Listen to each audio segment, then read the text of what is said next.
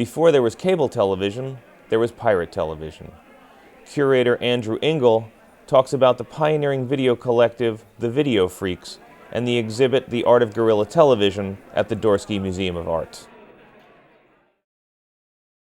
From KSAN. Well, it's a weird trip, man, to be on the radio, and the responsibility of you have to have some criterion, and the criterion usually boils down to your own taste. The best thing to do is just get in here and just kind of flow with it, whatever happens, you know. It's like just flowing. You know, this is an experiment like what you're doing is an experiment. Only, you know, radio is just a little bit ahead of TV, I think. Are there any UHF stations doing this? Doing this trip? You mean television? Yeah. So the origins of the Videofreex go back to Woodstock. Most people didn't have access to this equipment at that time in 1969, or they were just beginning to. Then they were soon hired by a CBS producer who had already had the idea of doing a TV magazine program about the counterculture. He felt that CBS and the other networks were lagging behind in covering what was going on with youth movements at the time. He heard about the Videofreex through a mailroom clerk named Lou Brill, who was also at Woodstock, along with other staff who ended up becoming Videofreex. Quickly after they were hired by CBS and became part of the Videofreex, they presented this live event for the CBS executives and all their freaky friends in a downtown Soho loft. It allowed the Videofreex to begin the work that made them most known in the video community, and that was for Lanesville television. Today, a lot of artists are involved with social practice, socially engaged art, working within communities as part of their art practice. And the Videofreex were doing this in Lanesville, in this tiny hamlet in Greene County of around 300 people, producing all original content, many times in collaboration with residents of Lanesville.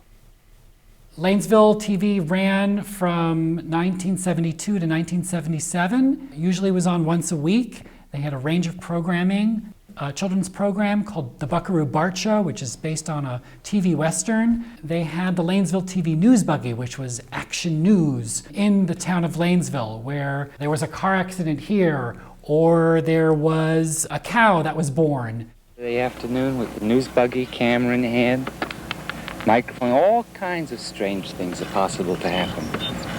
But as I said before, and as I'll say again, sometimes peanuts and sometimes shells. Sometimes you get nothing. But it's worth trying, you know? It's worth looking, trolling for news, we call it.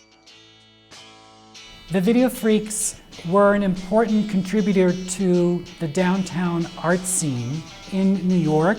They worked on various installations, including a project for Vision and Television, which was the first ever museum exhibition of video art. They were there to document what was going on in the exhibition and teach other students how to use video equipment.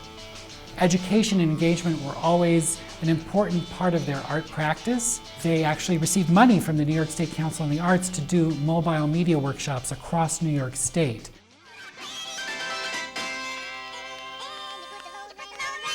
So while they were doing these education initiatives, they would also create their own artworks, either as a group or as individuals. So for example, we have a 4-channel video installation in the exhibition that was newly restored to explore multi-monitor installation.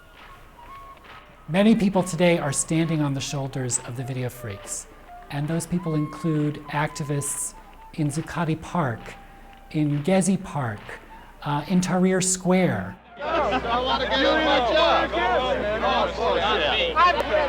matter how many people you kill or how many people you step on. Putting money over people, property over people. Don't you have a conscience? Don't you have a conscience? I'm an individual. All right, I'm not bothering you. Everyone who has access to portable video today can appreciate what the Videofreex did with much more primitive analog technology back in the 70s. They set an example for so many today who are demanding greater media democracy. Although the internet wasn't born, the Videofreex have paved the way for so many to use video and media creatively.